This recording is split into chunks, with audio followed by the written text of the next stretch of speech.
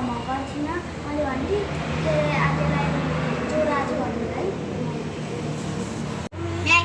यस coming तिमी आफ्नो सिटमा जाऊ तिम्रो बहिनीले आज किन होमवर्क नगरेको के भएको थियो हो ए त्यसो भए जाऊ यति हनलाई मात्रै म मलाई आज बत्ती दिनको लागि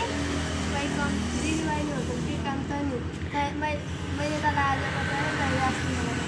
थ्याङ्क यू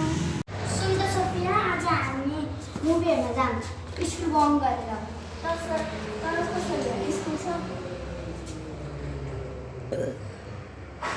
ओके